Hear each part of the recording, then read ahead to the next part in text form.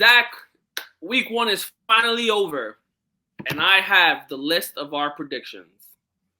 Coming with the receipts. Yeah, with the receipts. Let's see how bad or good we predicted this week.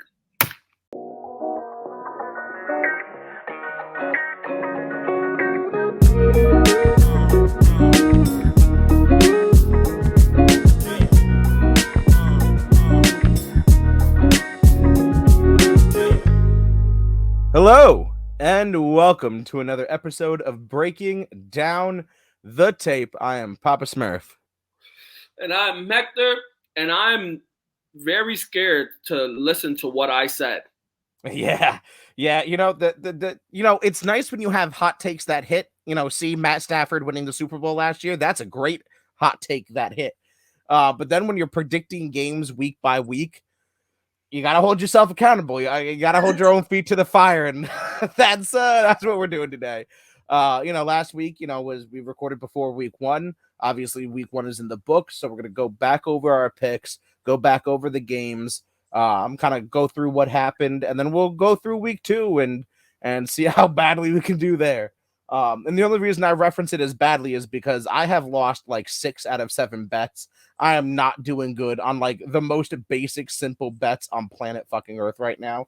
So one of them was the only thing good is that I actually went back and like I listened to the entire episode, to everything we said, which sometimes, while I was writing these predictions down, I should have kept key notes of some of the things we said. Because 1, our predictions aren't terribly off. Right, and right. 2, some of the things that we said for each game were we were either, okay, damn, you kind of fucked up there, or exactly spot on. We get like that sometimes. We know a little something every now and then. A little something. Not too much, but enough to make us, think that we should have our own podcast. You feel me? Right? So let's get right into it. Thursday night, we have the Buffalo Bills, the Los Angeles Rams. I can already tell you I fucked up here because the Bills shit stomped the Rams 31-10. Hector, hit us with what we said. Yes, the Bills had shit stomped in 31-10. I did say, though, in the episode that it was going to, and you did agree that it was going to be a sloppy but close game. Now, we were wrong in the close part, but we were right in the sloppiness because that game was very sloppy. On both ends, even though the Bills still went off for 31 points, Josh Allen still threw 2 interceptions. Now, I didn't give a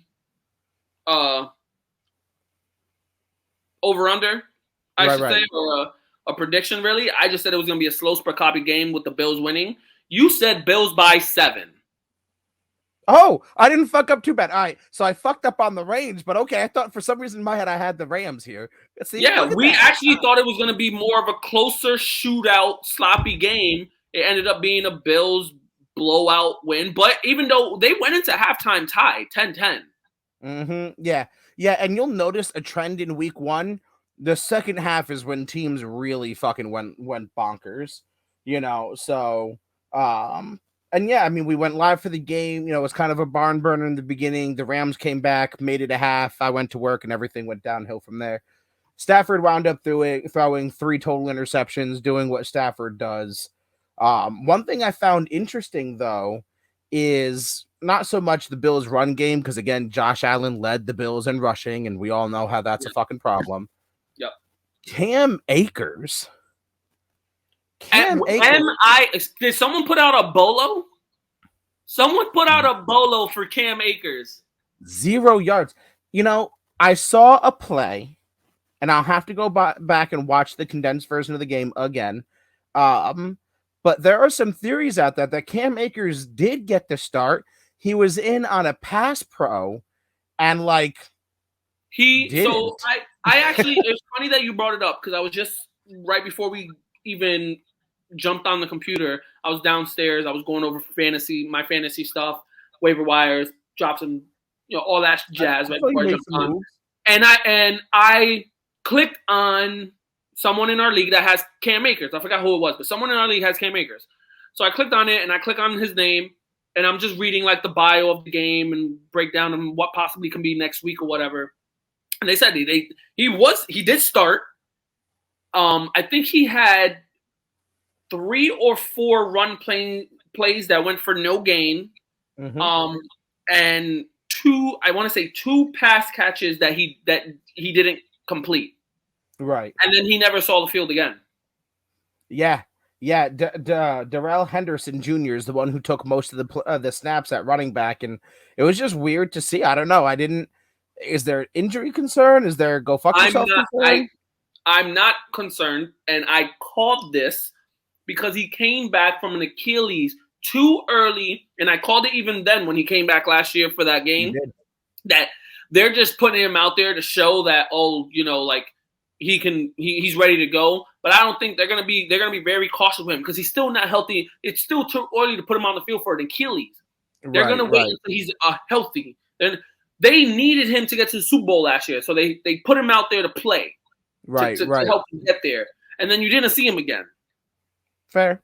So I'm saying they're taking it slow with him. They got a good backup who produced very well for them, so they're gonna play it slow for them. They want him to come back healthy from an Achilles. I think he'll be fine. Mid-form Rams, and this is what I'm telling people: like what you saw from this game is not what people are like. Oh my God, writing off the Rams. This is not mid-season form Rams. Overreaction week ones has been nuts, man. Bills fans, shout out our Patreon where I did a post-game piece on this game. Bills fans are already booking their trip to the Super Bowl. They're already booking their hotels. As they should, though. So that one I don't necessarily disagree with. But the Rams community and the NFL community is already, the Rams are the worst team in the league. Oh my God. I've had this discussion with a couple guys. Mikey from Game Point Live said, well, is this an overhype for the Rams or as for them losing, or overhype for the Bills of them winning? And I'm like, well, you got to put it like this. It's not an overhype for either. The Bills should be overhyped that they just beat the reigning Super Bowl champs. Dominant form. And it's not an overhype for the Rams losing, because we all know that this is not going to define them, and this is not mid-season form Rams. And the only other time they're going to see the Bills, and you can use this against them in trying to say what the Rams are, is the Super Bowl. Correct. I agree. I can't disagree with that assessment at all. My only other question from this game is Gabe Davis. 4 receptions, 88 yards, a touchdown, and a long of 47 yards. 4 catches on 5 targets, long of 47 yards, 1 touchdown, 88 total yards. There was some talk about Gabe Davis being, a flash in the pan, like a one-hit wonder in this playoffs last year. I don't know. Legitimate number 2 to Stephon Diggs. I don't disagree. And I'm out here, and I'm the. You know who he reminds me of, and I don't mean to cut you off. You know who he reminds me of? A small, and it's literally a very small gap, but a smaller AJ Brown. I can fuck with that. And it's funny because, I'm the social media guy, so I've been out here, watching the TikToks, the Reels, the YouTube, whatever. There's part of the community. Well, he caught really easy passes, and how can you call him a good player when he's out here just catching a simple pass? So what do you do? Only hard passes defined you, right? So aren't you a receiver? You're supposed to catch every pass. So you're telling me against the reigning Super Bowl champions, he got open so often that all of his passes were easy? I'm confused as to how that's a problem. I'm very defense. lost as to why. Yeah, like 4 catches for 88 yards, just for the simple math out there. That's 22 yards a catch, just for the stat trackers out there. You're looking at a guy who was a flash in the pan, and in his first game back, with all of that criticism, put up 22 yards a catch with a touchdown.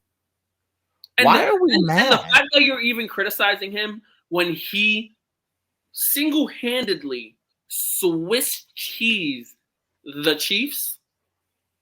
I mean, granted, their defense isn't all that, but they're still the Chiefs. I agree. It's confusing to me. I get confused as to some people's mentalities here. I'm keeping track of our win-losses on these matchups too. Of how many we got. We're right and wrong. Who do you have next on your list? I'll go by who you have. What team you have next. I'm going straight through of how we went through on the last episode, which, if I'm right, is how you went straight through on your phone. Well, I don't know, because when I'm pulling up the shenanigans here, it says Ravens Jets is next. Oh no, yeah, no. But I can go however you want. All right, cool. So I'll bring up Ravens Jets. Let's just get that out of the way. 1 o'clock Sunday. You know, it went kind of how I'm sure Jets fans everywhere expected it. We go into the half down, what was it, 10-3. It really should have been 10-6, but we had a missed field goal. It is what it is. But 10-3. We come out after the half, and obviously it gets ugly. Only in the third quarter, though, because the Jets held them to 0 in the fourth, and it goes 24-9. I'm itching. Get them. I'm itching. I'm going to start with this. To everyone that is giving Robert Saleh shit for coming out and saying, I'm taking notes on everyone talking shit right now, I'm on his side. It's exactly how he should. It's exactly word for word what should come out his mouth. You know why?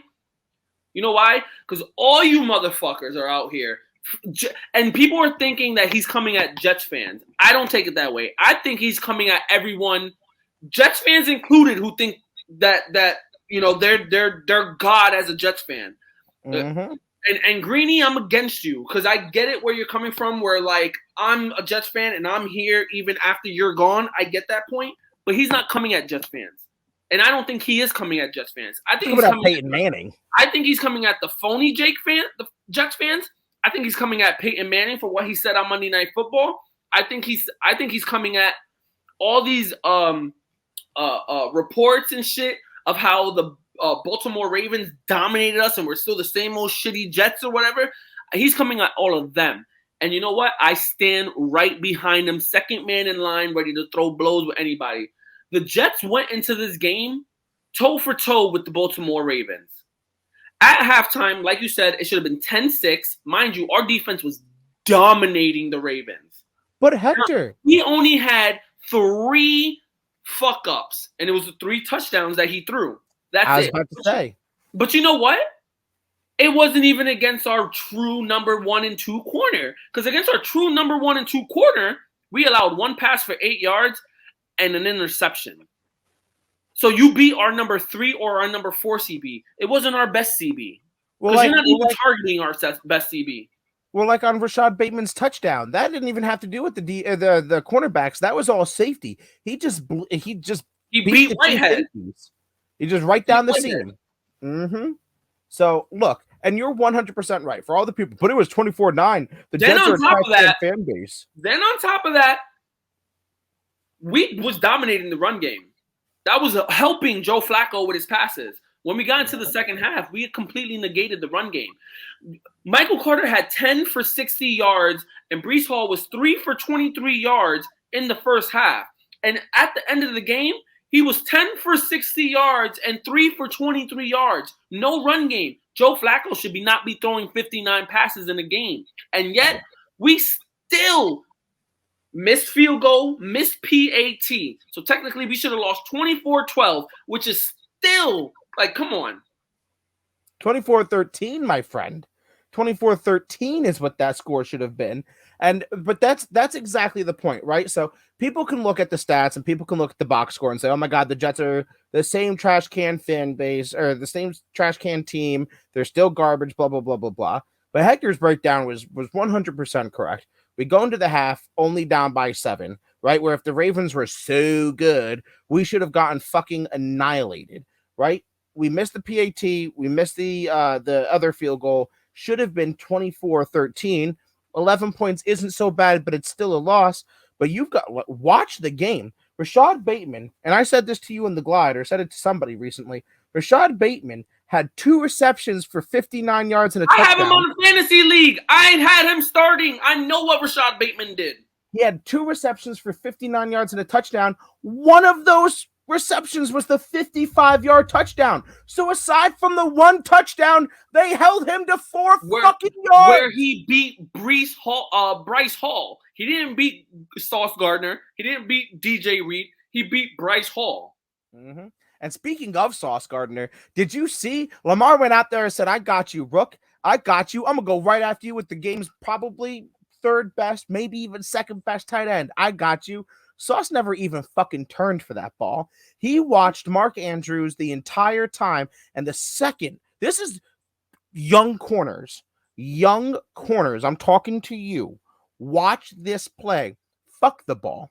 You're in man. Nobody gives a fuck about the ball. Nobody gives a fuck about the quarterback. Watch your dude. Eye to eye. His hands go up. His eyes get wide. Your hands go up. And that's exactly what my boy Sauce did, because it was a good throw. Mark Andrews was going to make that catch, and Sauce said, not today, Satan. Shoved his hand up there, knocked that ball away. Fuck you guys. All right, Sauce Gardner is the deal, bro. You know what? And we came into this game saying 50-50 chance. We might win, we might lose.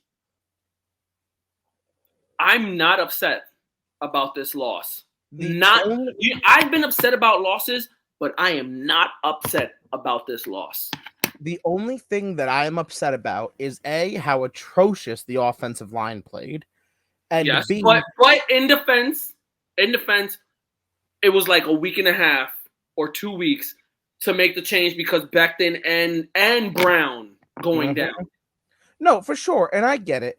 And the second part is just how much I wish we would have had Zach Wilson and his mobility, because Joe Flacco almost refused he would hit his 5 steps, his 3, 5, 7, whatever step drop, and he'd plant his back foot and then refuse to move.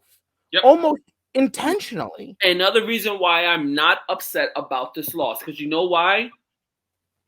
I want to see this Jets team with a healthy line and a healthy Zach Wilson. That will define what this team is. Not a hurt, injured line and Joe Flacco. And I can shit talk the offensive line all I want in their pass pro, but if you watch the opening play of the game, what was it, 24 yards by Michael Carter, 14 yards, whatever the little scamper was? Michael Carter, like you said, 60 yards to end the game. Breece Hall disappointed me. He disappointed me. And like I said, this is an episode where we own shit, because a lot of people try to say we don't own our shit. In the previous episode, I said that Breece Hall was gonna go off and break out, and he was gonna show people why Breece Hall might be win rookie. I was wrong. He disappointed me. But I do believe Breece Hall, like I said, this game doesn't define not one thing about the Jets this season. And you're 100%. And look, was it underwhelming against the buildup? For sure. But let's, again, compare some numbers. Michael Carter, 10 carries for 60 yards. Breece Hall, 6 for 23. We're not exactly off the pace here. Catching, Michael Carter, 7 and if you look for 40 yards. Breece Hall, 6 for 38. We're almost on the same fucking line here. And so the receiving, they both work hand in hand. They both are the same back receiving. They both have hands, and they both do well with the balls catching out of the backfield. Breece Hall's a little bit better catching it out of the backfield, but they both are great. Running the ball, though, when you look at the way they run the ball, Michael Carter bounces it outside, and they're using Breece Hall in the shit. So they're like, and I told Jimmy Pitts this. They're using Michael Carter as a hunt and Breece Hall as a chub. With the fact that Breece Hall can be a hunt in the pass catching game. For sure. And I don't see any problem with this. And the only other thing that I want to bring up before we move on is Garrett fucking Wilson. All right, I get it. Stat line, 4 catches, 52 yards. Doesn't pop off, but hey, that's 13-yard average. Did you see the first catch he made? Joe Flacco just throwing the ball to God and praying to God it gets out of bounds or somebody's there. Garrett Wilson catches this lame duck on the line of scrimmage with 3 Ravens defenders within 10 yards of him, and he shook their asses. He shook who I think, again, we're going to own shit, who I think is a future Hall of Famer, Kyle Hamilton's ass twice. Sat that man down twice, said no, and then Hamilton came back up and said not again, and fucking shook his ass twice for 9 yards on a lame-ass duck throw that shouldn't have gotten jack shit. Garrett Wilson needs the fucking ball more. Yes, Period. I agree. I looked at the depth chart for week 1. They have Elijah Moore as the number 1 receiver, and Corey Davis as the number 2, with Garrett Wilson as the number 3, and Berrios as the number 4. Which, at first, that wasn't the depth chart before they brought out the final depth chart. I think that's where they got it wrong. I think this year, Corey Davis should be the number 1. Garrett Wilson should be the number 2, with Moore as the 3, because you want Moore in the slot. Yes, he can play outside, but you want him in the slot. Because you drafted Wilson to be Yes, he's the best receiver on our team right now, because Corey Davis is, he's good, but he's not. He's solid, but he's not why you drafted Garrett Wilson. And Garrett Wilson's not where he needs to be yet. Now, and honestly, again, was it super discouraging to see the pass game the way it was? For sure.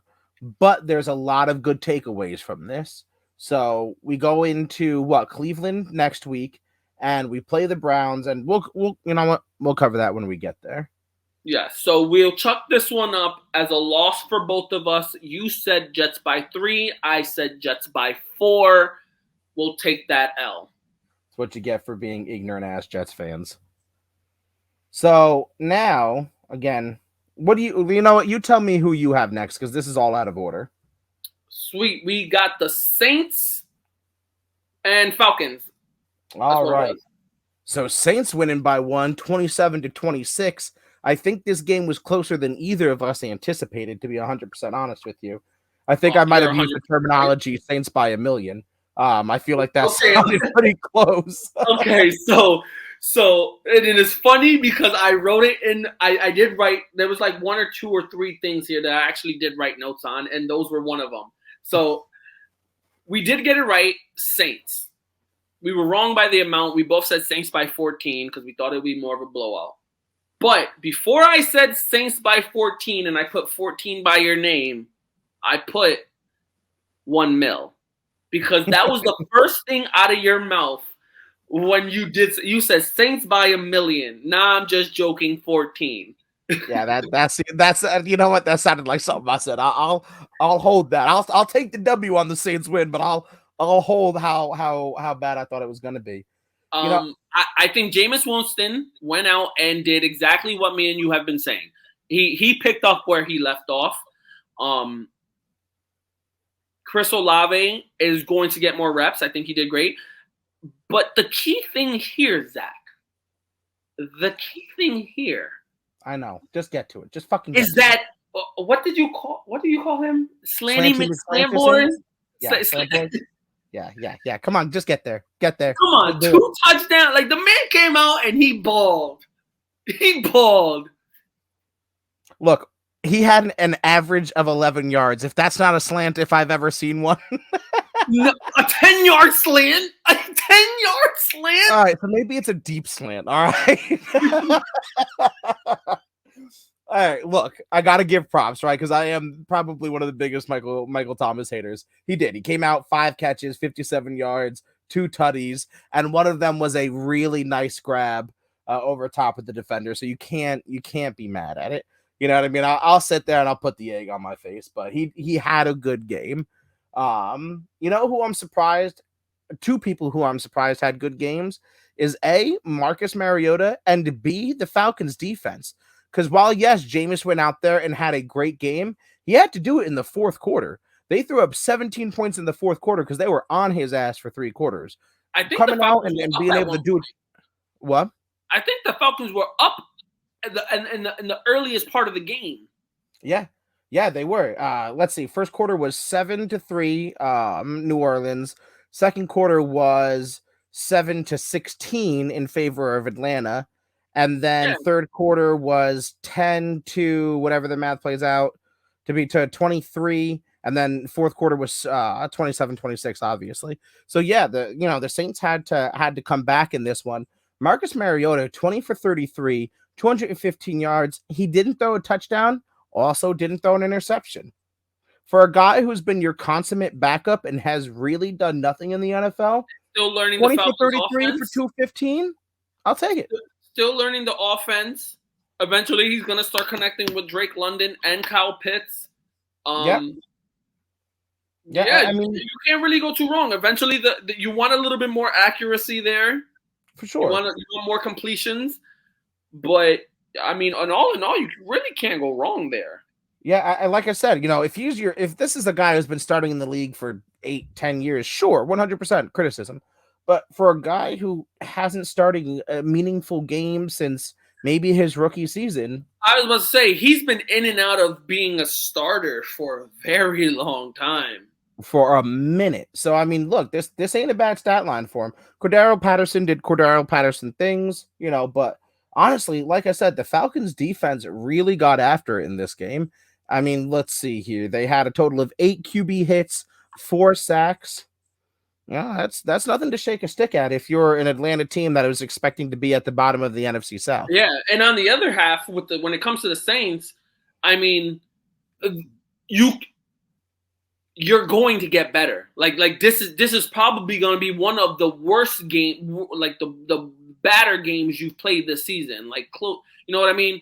Mm-hmm. Not to your potential. Like, you're going to get better. Kamara is going to break out. Like Chris Olave is going to break out. Michael Thomas if it pans out and he stays healthy, is going to be Michael Thomas. Jameis Winston just needs to stay healthy, and if he has all the weapons in the world, and if the Saints organization is what I think it is, you're not going to see the amount of picks from Jameis Winston that you once saw.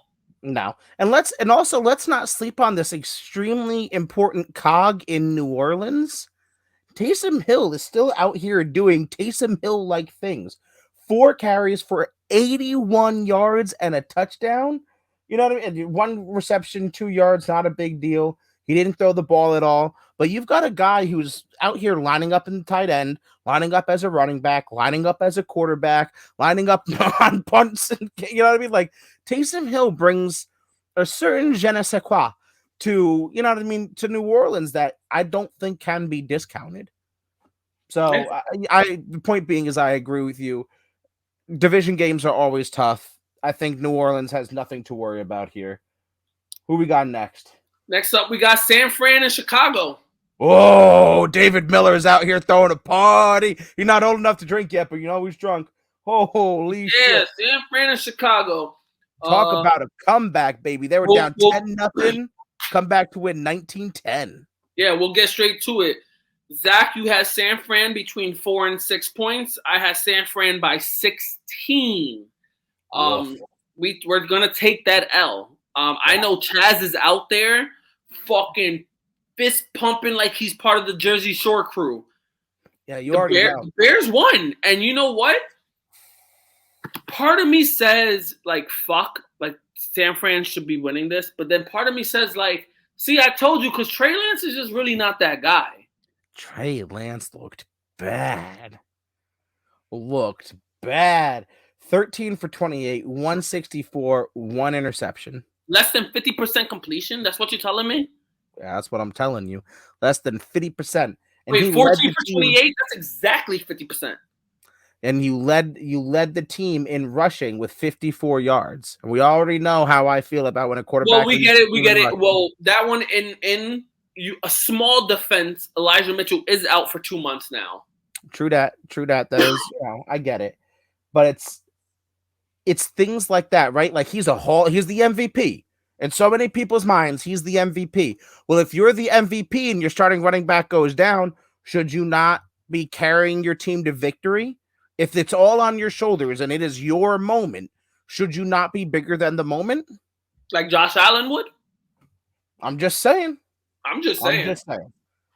I mean, even Justin Fields out here. Now, Fields went 8 for 17, just about half as well. 121, but he's got 2 passing touchdowns, and 1 interception, but he had 2 passing touchdowns. But he doesn't have the weapons that San Fran. Like, You got, I mean, and I'm not trying to shit on him, but you got Mooney and Komet. Like, you're a building squad. You're trying to find your guys that are stars. Like, San Fran got Deebo Samuel. You got Elijah Mitchell. You got or Trey Lance, the MVP. You got George Kittle. Like you Brandon Ayuk, who you didn't use at all. You didn't use Brandon Ayuk at all. They didn't use Brandon Ayuk at all, and he was still the second best receiver. He had 2 catches for 40 yards, and that made him the second best receiver on San Fran. That's how I'm upset because I got Brandon Ayuk in like 3 out of my 5 leagues. Like, dude, here's like a side by side of the weapons here, right? So Khalil Herbert and David Montgomery versus Elijah Mitchell, and I guess we'll throw Jeff Wilson in there as the backfield. They outran the San Francisco 49ers, outran the Chicago Bears 176 yards to 99. Why are you losing? They outthrew the Bears 164 yards to 121. Why are you losing? What are we doing here? Okay. Jess, if I'm wrong, like, shame me. Shame me if I'm wrong. If Jimmy G started this game, the 49ers are 1-0. I agree. I wholehearted. If Jimmy G starts this game, your prediction of 6 plus 16 is correct. You can't look. I agree with that. I agree with that. This is how slanted this game should have been. Chicago's best receiver caught 1 fucking pass. Chicago's best receiver, Dante Pettis, caught 1 pass for 51 yards. It was a touchdown, but what the fuck? When your best receiver has 1 catch, why are you winning this game? Now, this is all kudos to Justin Fields and the Bears. There's no fucking reason they should win this game, and yet in probably the rainiest game I've seen in a very long time, they come out here and come back. In the second half, they were shut out completely in the first half. And San Fran has a history of playing well in these type of conditions. So, speaking of blown losses, the only thing I want to leave you with is Kyle Shanahan is starting to rack himself up a resume of blowing leads. I'll just let you draw the opinions that you want, fan base, but I'm just saying. Just saying. Anyway, next up is another fucking shocker. We got the Bengals and we got the Steelers. I'll tell you right now, we caught a couple more L's this week. You had Bengals by 10. I had Bengals by 7. This game. Wow. This game came, what 10 seconds away from a fucking tie?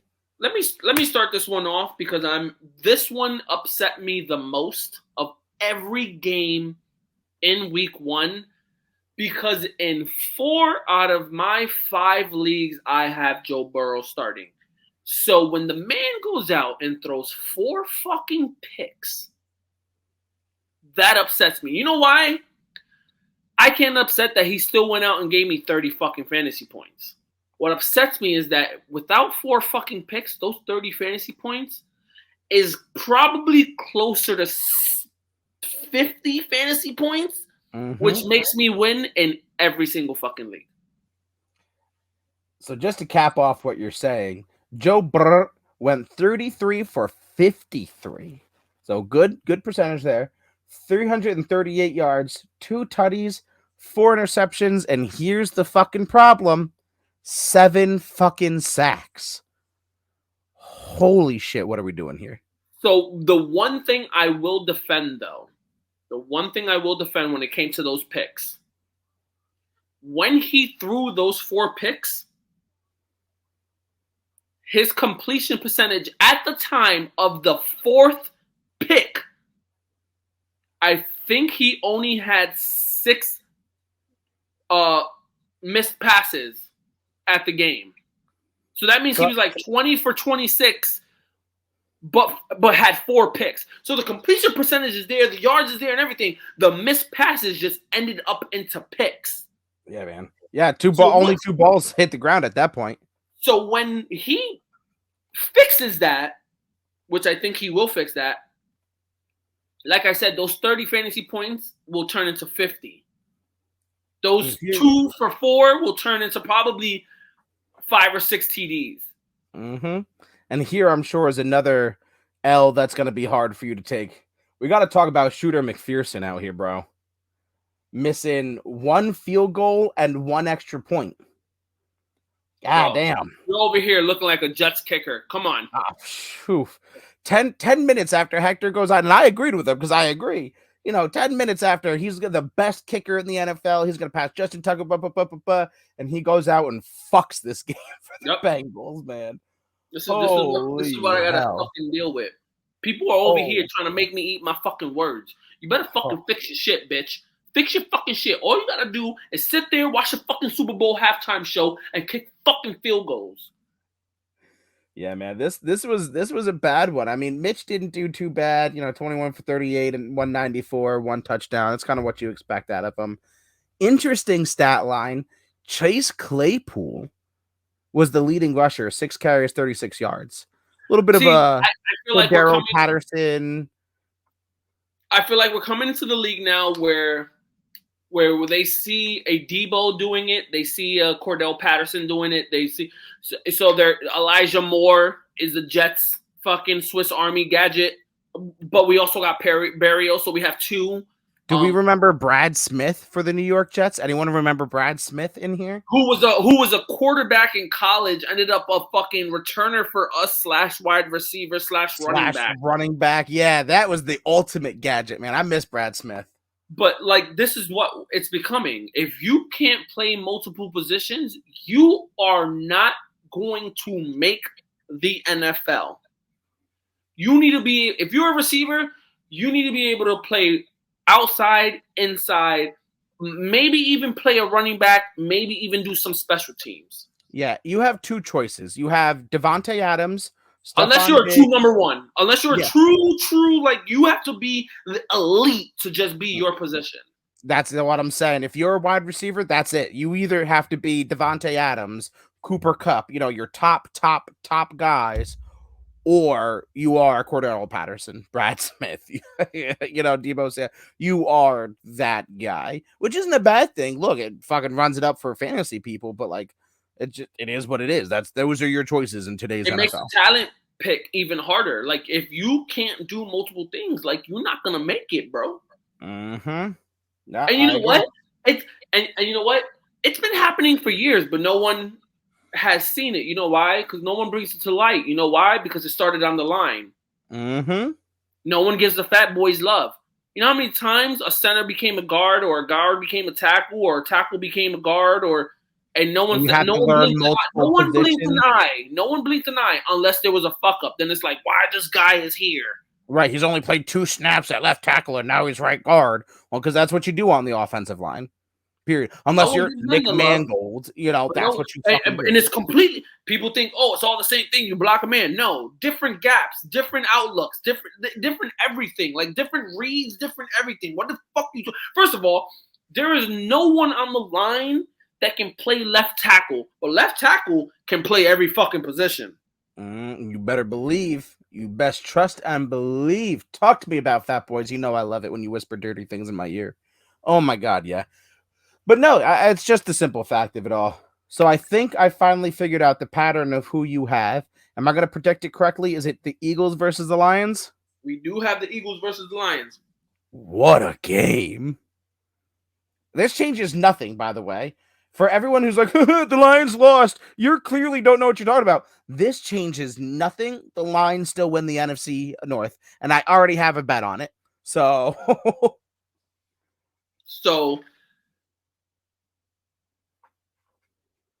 who did win the game? The Eagles. Eagles won by 3. Eagles won by 3. Zach went Lions by 4. I went Eagles by 8. Zach gets the L. I get the W. But yeah, this, and I even said it. I was teetering on. This is one of the games I was teetering on the line about. I almost picked the Lions. I knew it was going to be a shootout. Oof. What a game! I mean, you had the prediction right of what the score is going to be in between. Yeah. Wrong team, but the Lions. Another game where I say this doesn't define the Lions. No, not one bit. I mean, but it damn sure defines the Eagles if they ended up not like. No, and look, I mean, the Eagles for once in their life, the run game 216 yards on the ground total. You got 96 from Sanders, 90 from Hurts, and then 20 from Gainwell, 10 from Scott. They're a run-heavy team. They don't want Hurts throw. If you make Hurts throw the ball, that's how they lose. 100%, because the Hurts had no passing touchdowns, but everybody who I just mentioned had rushing touchdowns. They had 4 rushing touchdowns. Look, man, if you can move the ball like that and score 38 points and not pass, you got the number 1 offensive line in the league, running quarterback, a plethora of running backs, and really good receivers. So you're gonna run heavy the shit, and hopefully you don't have to really throw the ball. But if you're throwing the ball, you got some good guys to throw the ball too. A perfect example: AJ Brown, 10 receptions, 155 yards, with a long of 54. Like, hey, you can't be mad at that kind of stat line. I'm not mad at having a few leagues. I saw a couple of catches of his that were nice. Now, what shocked me? Doesn't shock me, but is an alarming alert is that Devonta Smith, their number 1 pick last year, nothing, a fucking goose egg, barely looked at. He missed a few passes that he was thrown to. 1, because AJ Brown's there, he's getting the looks, and 2, you're primarily a run-first team. Yeah, but Devonta Smith needs to get more than 4 targets now. He has 0 catches, 4 targets. Yeah, when AJ Brown, he should not be getting all the targets. Yeah, no, and look, maybe it's like a honeymoon phase, with Jalen Hurts and AJ Brown right now. But I agree with you. If Devonta Smith can't get involved in this, there's going to be a problem. You can't, and I get you're a run-first team, but that's just not going to hold up. Perfect case scenario, Eagles make it to the Super Bowl. Fine, perfect, cool. Let's do that. You got to play the Chiefs. You got to play the Bills. You are not going to win running the ball there. You just simply aren't. Breaks my heart to say. I love ground games. I love defense. So you are not going to win the Super Bowl fucking running the ball. Period. Especially more against the Bills. That's what I'm saying. You're going to face a high-powered offense, and they're going to stop the run. Yeah. By the way, interesting stat line. Amon-Ra St. Brown said run it back, 8 catches, 64 yards, 1 tutty. Amon-Ra St. Brown is going to be real. Both brothers scored this week about 4 minutes apart from each other. I saw that, and I want to say it was 20 seconds. Some shit like that. It was something I was going to say, I could be over. I know it's within 5 minutes. I know that you're at least correct, but I think I saw something that it was something crazy, 20 seconds apart. They scored their touchdowns. I mean, 4 minutes is still wild, but if I remember correctly. Who we got next, sir? Next up, we got the Pats and the Dolphins. What the fuck? Zach went Pats by 4. I went Pats by 3. We're both taking L's right there. What the fuck? I don't even know where to begin with this. What the fuck? That's all I have to say. Yeah, from the Belichick handshake to what the blowout is. I don't have much words. I don't think this. I don't even know. I don't think this is what Miami is, though. I tell you right now, the Patriots are hitting a point after Brady's era where they're gonna start. Like I said, they're gonna start losing games, which is fantastic to me. I love the feeling now that I can shit on the Patriots and they're losing games. The Dolphins, I'm telling you right now, this is not gonna be all season. 100 and. I was going to say the same shit. I'm more willing to press the panic button for the Patriots than I am to start writing checks for the Dolphins. You feel me? What you said, this is not the Dolphins. 20 points, I can see 20 points being the Dolphins, but holding teams to 7, winning games with only 20 points, I do not see that being a thing. That's where, okay, so yeah, let me correct myself. That's where I agree. 20 points I can see for the Dolphins. Because with this offense, they should be scoring 40 points. But look who is your fucking quarterback. Right. So 20 points is not the problem. But holding teams to 7 is not going to happen.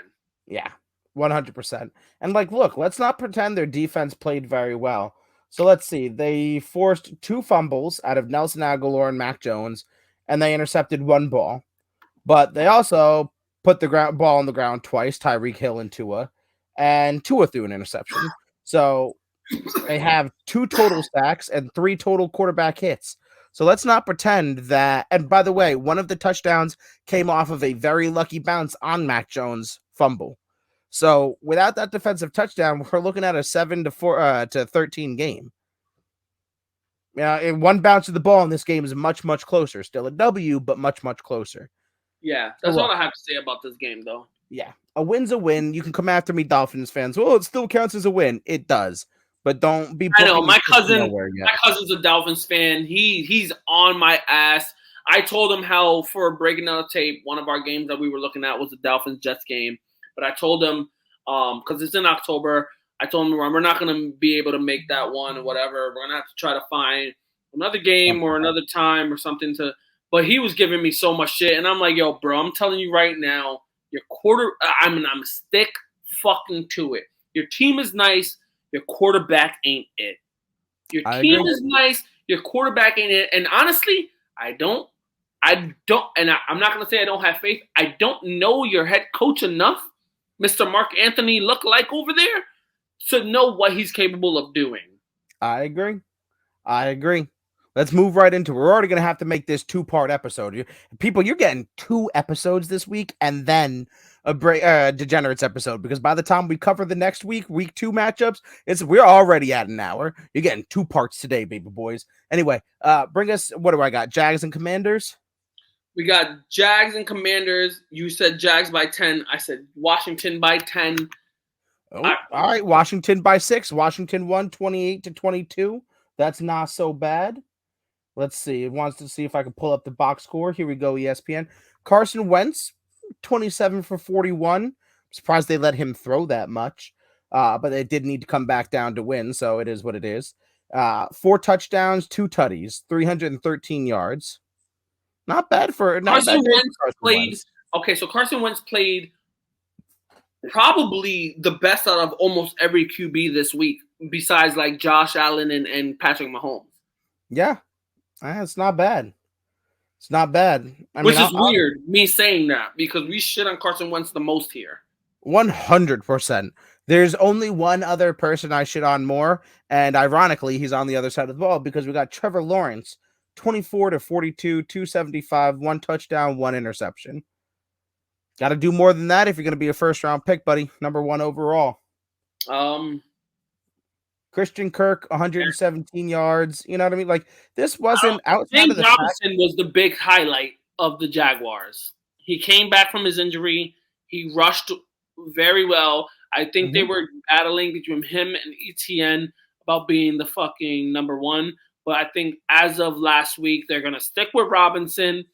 ETN can stay the number 2 until further notice. Yeah. And it's worth mentioning, by the way, that this year's rookie, Trayvon Walker, had himself an interception on the line. Got to give him a little bit of credit there on the Jaguars. But this game is kind of what you expected it to be. I mean, whether you picked it right or wrong, you know what I mean? It's just kind of what you expected. So next up, we got fucking shootout, and I watched this one. Carolina and Cleveland. It was a fucking fantastic game, and Carolina got robbed. You had Carolina by 16. I had Carolina by 16. Cleveland ended up winning, and it was a robbery.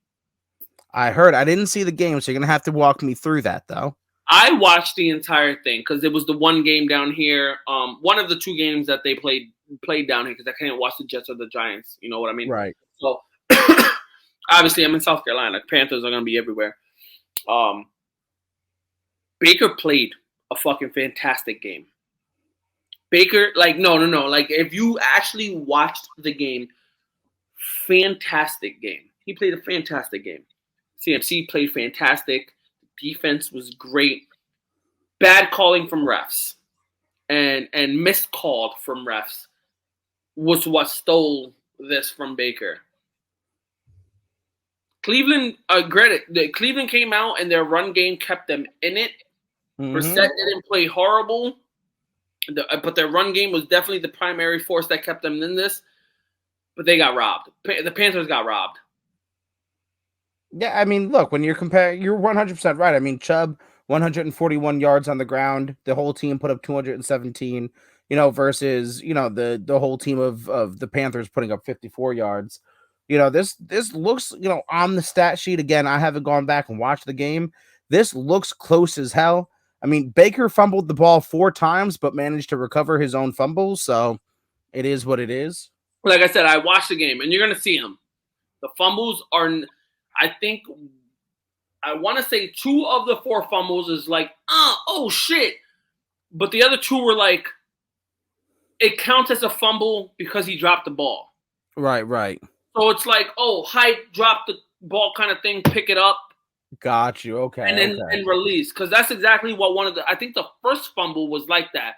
He said hype, he dropped the ball, he picked it up. He hit a quick fucking, like, RB shooting out on a little, like, fucking hitch route. Like, quick little bloop. Right. Like, but they don't say that. They don't say, he hit that fucking pass. Right. Just shows as a fumble on the stat sheet. Fair enough. Know what I mean? And like I said, there's about 2 plays, and I've spoke about this with a couple guys. There's about 2 plays, and I hope you like I said, just watch this game, Zach. Watch this game. There's about 2 plays where you're gonna be like, okay, Panthers got robbed right there. Okay, Panthers got robbed right there. I mean, I've heard it from the Panthers faithful that they got robbed, but of course, your team always gets robbed when you lose close. No. And I'm not a Panthers fan. I'm not a Panthers hater, motherfucker. I'm from New York. I have nothing to fucking quarrels with Carolina. Mind you, I live in Carolina now. So, like, I want to be on the graces of them. They got robbed. I'll give them that. Right. They got robbed.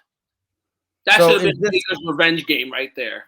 So is this indicative? So we're not worried about the Panthers moving forward. We're not pressing the panic button on them, but in one. Nope. All right. I still think the Panthers, if Baker stays healthy, CMC stays on the field, the Panthers have a real chance of being a wild card. Fair enough. I've got Colts versus the Texans next in what was probably the most unanticipated game of the entire week 1.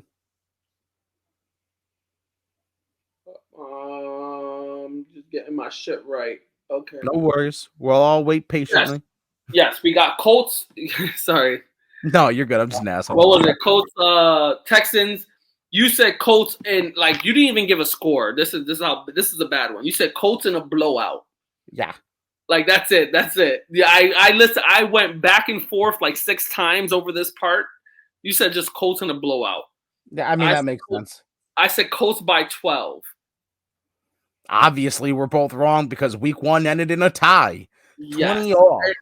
And the first tie of the season, mind you, there was almost 2 this week. Yeah. And not only did it end in a tie, but it ended in a tie with the Colts needing to come back down by 17. They had to score 17 points in the fourth quarter to make this shit a tie. Mind you, have Jonathan Taylor running for 140 yards. Yeah. I'm just speechless. Like straight, I have no words for this matchup. Yeah. I mean, Houston's defense went fucking buck wild. I mean, Matt Ryan fumbled the ball 4 times. Naheem Hines fumbled the ball once. Matt Ryan threw an interception. Davis Mills outplayed Matt Ryan. Just straight, period, end of story. Matt Ryan, 32 for 50, 352 yards, 1 touchdown, 1 interception. Davis Mills, 23 for 37, 240 yards, 2 tutties. Okay, so he has 100 yards less. And he has 10 less passes, but he's also attempted 20 less passes. So he has a higher completion percentage, 2 touchdowns, and no interceptions. Also only fumbled the ball once, as opposed to 4 fucking times. God damn. What is going on here? What happened in Texas? Rodrigo Blankenship missed a field goal, got cut the next day. I was about to say, like, what? Like, he had a great season last year. Like, where did it come from that he misses a field goal and he's getting cut? Like, I know. First of all, I automatically said the Jets reach out. Like, I don't see where the 100%. problem is with him. So, like, I'm just blown away that this happened. I remember looking at, again, a game I didn't watch, but I remember looking at the little NFL ticker, and I'm like, what the fuck is happening? So if you're Texans or Colts fans and you want to like write to breaking down the tape at yahoo.com and tell me what the fuck happened, please, because I don't know. I don't know what the fuck to expect from this game. Yeah. And now we got the Titans versus the Giants. You said Titans by 10. I said Giants by 8. This game got me yelled at on TikTok. I just want to let you know. Last episode, predictions of this game got me yelled at. Got me into a whole ass fight. We good now. Beef is squashed, but it got me yelled at. Woo! I know a Titans fan who took particular umbrage with you and the fact that you chose the Giants and overhyped the Titans, and he made a video about it, and he was just like, no, you're wrong. And then I want, you know what? I want you make a video or comment to him and let him know you better correct yourself, boy. Well, I did. The second that they lost, I made a video and said, well, it's not by 8, but the Giants still won. We got into a little bit of fight over that. He was not my best friend for a couple of minutes. We had ourselves some That's words. my boy. Had it out. Boy. But we good now. We good. It's all in good fun in the end. But this game got me yelled at. But the Giants win by 1. Yeah, he could suck my butthole. Again, a game I'm surprised. I'm just. It goes to show that if you can stop Derrick Henry, and this is what you said. I just want to say, did you see Tay Crowder put Henry on a fucking pedestal? I've never seen Derrick Henry leave this earth by anybody else's choice but his own. They hype him up for the way he stiff arms CBs. Guys twice his size, like half his size, I should say. But when you have a guy the same size level you, they don't want to show that. Removed him from planet Earth is what Tay Crowder did. That should show up on its own stat line. But no, this is a game that the Titans should have easily walked all over the Giants in, and they just didn't. And I also Henry had 82 yards, which isn't terrible. But again, he fumbled. He did? He did fumble. He lost a fumble. Yep. But when you try and make Ryan Tannehill win you the game, and what I said, Derrick Henry could run for as many yards. I've always said this. He could run for as many yards as you want. If you don't let him hit the end zone, you won the game. That's what happened with the Jets last year. The Jets beat the Titans in similar fashion. And the Titans came down. And again, not a good week for kickers because Randy Bullock missed the game-winning field goal just like he did against the Jets. Mm-hmm. And you know what? Barkley showed up. Barkley had a good week 1. Barkley, he didn't do no fancy shit. He put his shoulder down. 191 total scrimmage yards. Yeah. Barkley had a great game. My only pause is, will we see it in week 10, 12, 16? I hope so. I'm not hoping for injury. For everyone's like, oh, that's weird. You want him to get injured. I don't. I absolutely do not. I don't want anybody but Tom Brady to get injured. Just saying that history has taught us that week 1s are great for Saquon. Week 1 through 5 is fantastic. 6 and on, we start to get some issues. So hopefully he can show why he wasn't a bust. The same thing goes for Christian McCaffrey. We didn't bring it up in the last coverage of that game or the Panthers coverage, but same thing goes for him. I said it. I said as long as he stays healthy and Baker can stay on the field, they do great too. Yeah, so we'll see. We'll see what we got next. We got Green Bay and the Vikings. You had Green Bay by 3. I had Green Bay by 7. What the fuck? Was just a horrible game. This was awful. I guess we just misread this. We overanalyzed Aaron Rodgers being Aaron Rodgers. The wide receiver position makes a difference. And the Vikings, as much as we shit on the Vikings, like they do play well. Yeah, they played a good game. They just played, sometimes don't win the games they like to put them over the hump. They didn't fuck this one up.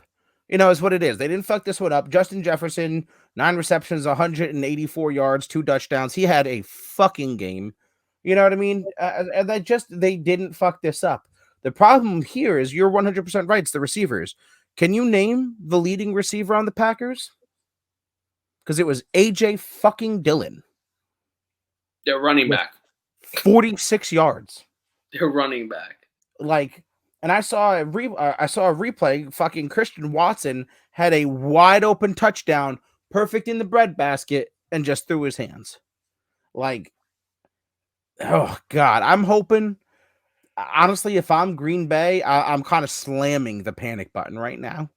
Not going to lie, I am punching it. I don't disagree with you. I think Green Bay needs to be worried. Because this is not a running team. They've got 2 good running backs, but this is not a running team, right? So they cannot live and die on Aaron Jones and AJ Dillon. It's just not the way their team is designed. No way. Aaron Jones has been injury prone over the last couple of years. He doesn't get the production that he once had. I think he had like 2 or 3 years where it was like, oh shit, he got some decent production. He's a top, 10 back. Definitely not what he was. And AJ Dillon, yeah, sure, he's a great receiving back, but like again, like when you say you're fantasy drafting, like you don't draft AJ Dillon, you get him in the waiver wire. Yeah, you cannot have AJ Dillon, Romeo Doubs, Robert Tonyan be your top 3. Like, what are we doing here? And it's being 46, 37, and 36 yards respectively.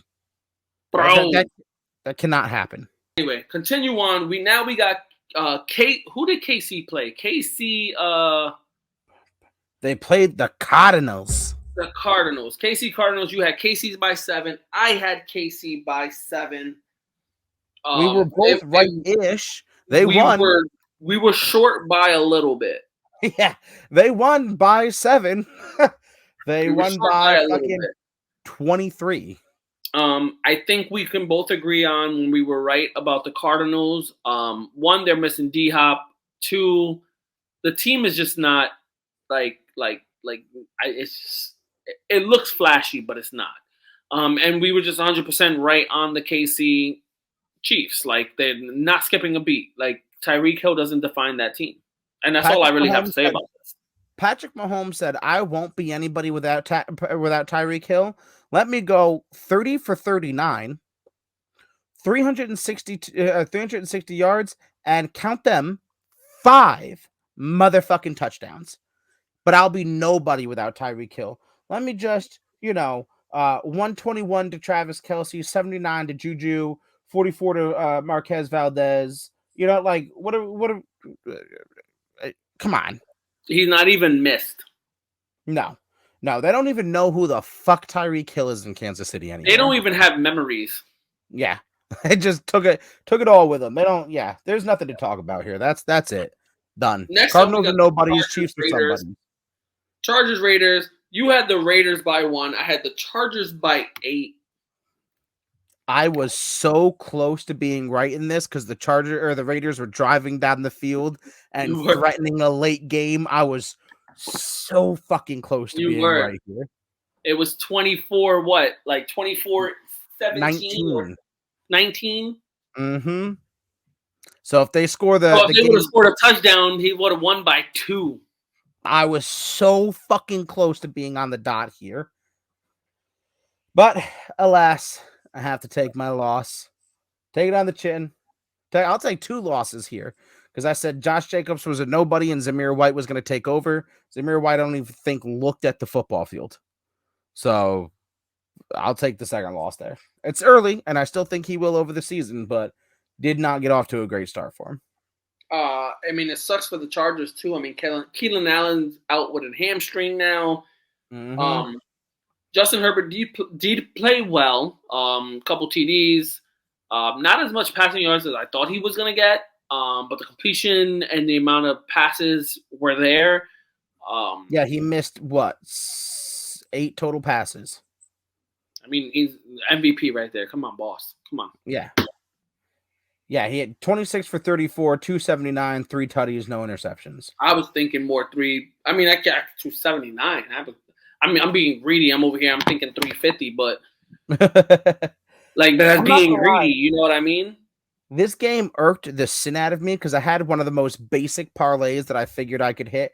I had Derek Carr plus 230. I had Justin Herbert plus 230. I had Austin Eckler catching 3 or more passes. And then I had him for 55 plus rushing yards and 1 touchdown. And he let me down on the rushing yards and touchdown. Fucked me up. Yeah, I missed my little bets too. Yeah, I'm do not follow me for betting advice. Next up, we got the boys in Tampa Bay. You had boys by 4. I had boys by 5. And honestly, I do this to myself every time. I'm no longer betting on the boys. Every time I bet on the boys, it always ends up fucking in a loss.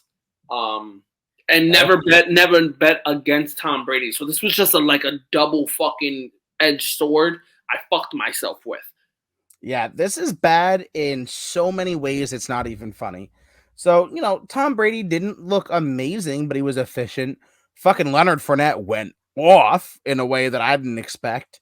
There was a Leonard Fournette block on Micah Parsons that I do not agree with, though. Whoa, let's get into that because I did not see that. Shut up, Micah, you fucking puss. I didn't get to see the actual hit. I read some articles. I seen some pictures. I need to actually see the play, so maybe I'm jumping the gun. So Parsons is involved up top with a block with the tackle, right? And Fournette comes in and chips him. He doesn't come in and cut him. It's not a high-low. He chips him. Fournette's version of a chip might be a little bit different than everybody else's because it sent him off his fucking feet and onto his ass, but get over it. What do you think? You're not allowed to be blocked by more than one person because you're engaged with a tackle who you were in the process of beating, that the running back can't come over and fuck your ass up? I'd never say this to Parsons' face, but shut up, you fucking puss. I would say it to his face. He'd murder me. He'd slit my throat. He'd slit my throat and watch the fat come out. I'm not trying to. No, he won't. You know why? Because that's his career, and then that's a payday for us. Fair enough. All right. Maybe I'd take the hit, but still. But no, the point being is, I just think Zach, take that hit. Let's go. Let's get money. But get no, murdered. It's so overblown. I think he's just mad because he got caught in 4K getting blown up. Like, bro, nobody's safe. It happens. It's the NFL. Everybody's going to get wrecked at one point or another. A period. Mind you, let's get the big elephant out of the fucking room. Dak Prescott breaks his fucking finger, his thumb or whatever, and now he's out for 6 to 8. Man, did you see the Cowboys are not putting him on IR because Jerry Jones is he's fishing for fucking mermaids and unicorns and shit. Like this motherfucker got the greatest fucking drugs in my life. He's on the greatest hallucinogens. Because I guess breaking your thumb on your throwing hand means you'll be back in 4 weeks, according to Jerry Jones. 4 weeks. When we just seen Drew Brees go through that shit, and he was out, I think, 8 weeks. So we have this question that we ask of Saquon and Christian McCaffrey, but they're first-round picks.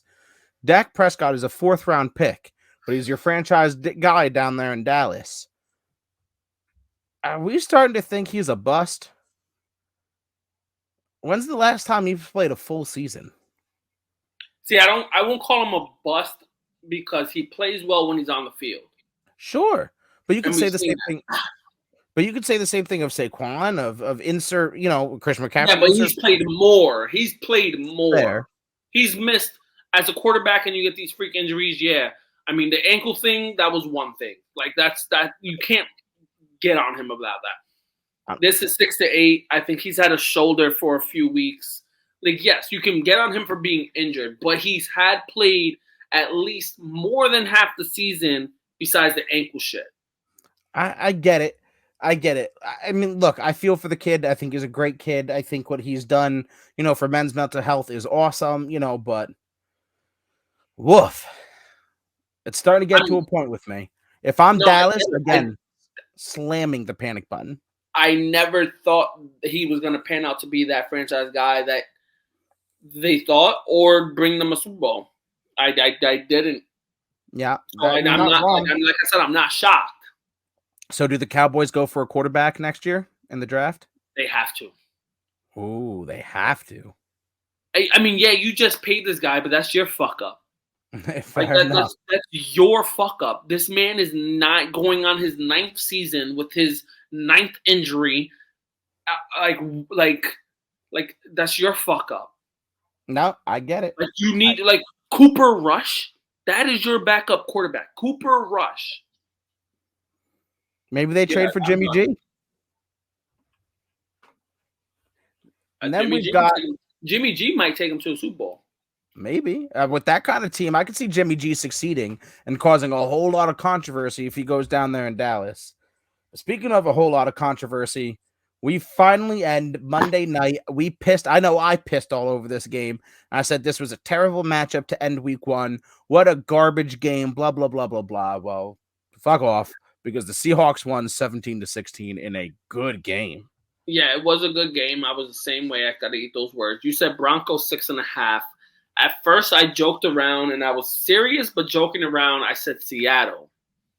And you were shitting on me, and I was feeding it, and I was like, nah, Seattle. And then I was like, you know what? Nah, Broncos. Broncos by 10. I had to eat that one, but I should have went with my gut, and I should have fucking picked Seattle. I remember that because you were saying it, and I was like, wait. Are you fucking serious? And you're like, nah,